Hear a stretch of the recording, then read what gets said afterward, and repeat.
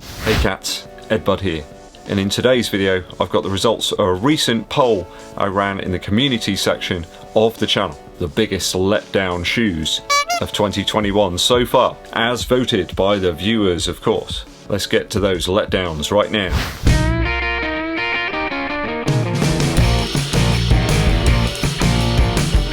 $54 shoes total voted by the viewers. I think it's about 15 brands as well. The results do confirm some long-held beliefs I've had on certain models and shows we're a rich and varied, united bunch of runners. Firstly, we have some honourable mentions, or non-honourable mentions, whatever way you want to look at it. First one here is the Asics Magic Speed. 3 viewers actually voted for this and said it was the biggest letdown so far. They suggested it was flat, boring, and sadly completely unlike the Asics Meta Racer that lots of you did enjoy. Just seems like there's better up-tempo options out there with far less wallet damage attached to them. Both variants of the 1080 V10 and V11 got a mention here. There's about 6 people in total voted for the 1080, but across the 2 variants, so I can't include it in the top 3. Runners were unmoved by the dense cushion. There's a few people also listed the Ultra Boost 21. They just thought the extra boost midsole cushioning could have been underfoot rather than on the sides. I think that was a general consensus really, they just wanted more underfoot cushion. But we've got 4 shoes that are all in joint 4th position, and they all got 4 votes each. So that's what led me to do a top 4 rather than a top 3. But I guess you could also look at it as a top 7 if you also took into account price, which is of course very important. So just off the podium we have the Kinvara 12. 3.3% of all of the votes from the viewers were for this shoe. Almost all of them suggested that durability was a bit of a concern. They just lost their pop really quickly. They had issues with the fit and the sizing of the shoe. They just found it wasn't true to size. Although it has to be said this is the cheapest of the 4 shoes that are in 4th position. Another shoe with 3.3% of the vote was the Nike React Infinity Run Flyknit 2. People just seem to dislike the added weight from the original version, and you can see the shoe hasn't really flown off the shelves, I guess. I enjoyed it in a sort of pasta and cheese kind of way, when that's all you've got left because you haven't done the shopping yet that week. You know, it does the job, some carbs, but it's a little dull. The Carbon X2 is another shoe here that viewers struggled to enjoy. A lot of people just found it had no excitement, and may even have caused one of the viewers some injury problems that just hadn't manifested themselves with other shoes. It seemed a solid enough roller to me, but nothing Little Richard or Freddie Mercury about it. Just no real pizzazz. Last shoe in joint 4th position is the Asics Metaspeed Sky. Considering the low numbers on release, it just wasn't a shoe that you could pick up easily. It is a bit alarming to see it appear here. The viewers that did vote for it suggested that it had a lot less energy return than perhaps some people had made it out to have. And the fit was off as well. I know Tim Gross picked up a pair, but they were really short, and Tim struggles sometimes with shoe sizing.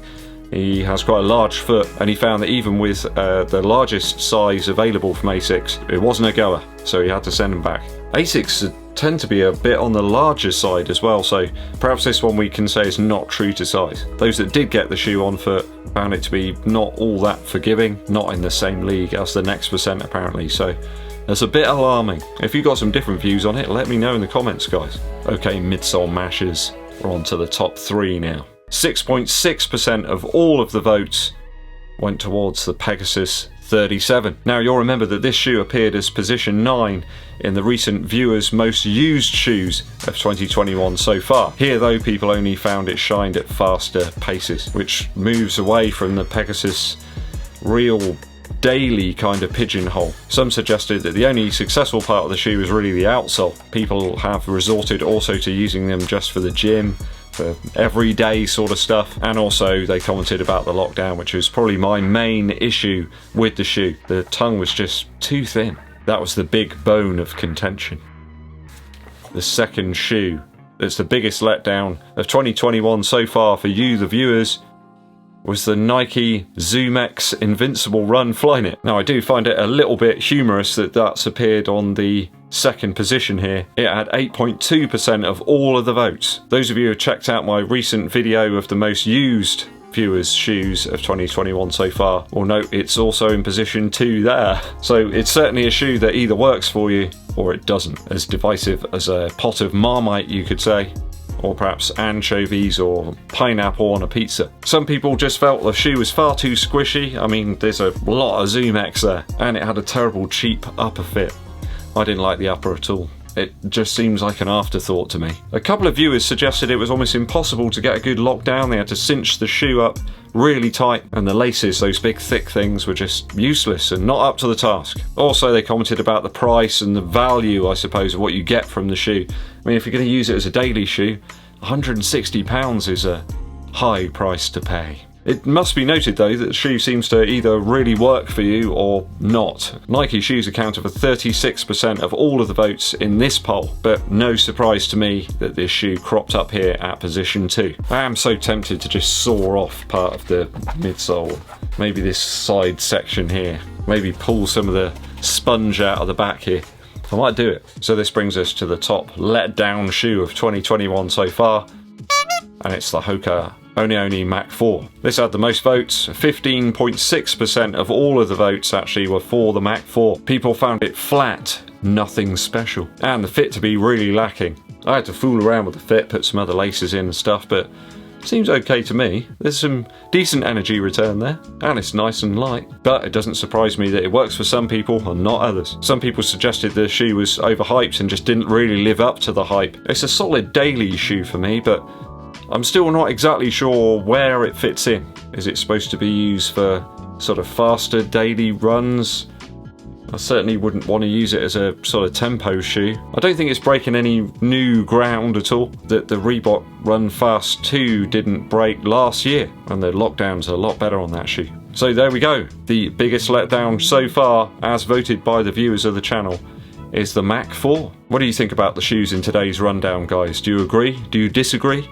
It sounds like there could be quite a lot of comment. I know some people just really couldn't get on with the Invincible run or the Mach 4 and return them pretty much straight away. Or is it down to the fact that you need to wear the shoes for a little while to break them in so they feel a little better? I think the Invincible run did improve the more miles I put into it, but I'd still suggest it was very pricey for a daily type shoe. Mach 4? I can't remember too many bad miles in it, but it seems as if some of the viewers just can't get on with this one. Let me know in the comments below, guys. Oh, look what just arrived. The doorbell rang. There was a wonderful sight in front of me. We got the Saucony Endorphin Pro 2 arrived. Initial impression, about 10 grams lighter than the originals. Don't know whether it's something to do with the midsole materials not actually painted here. There's a lot of paint on the others, on the originals. We got that sort of teal stuff here. So maybe that's something to do with it. But yeah, we'll check them out very soon. Garden centre with a cafe. A quick musical interlude for you.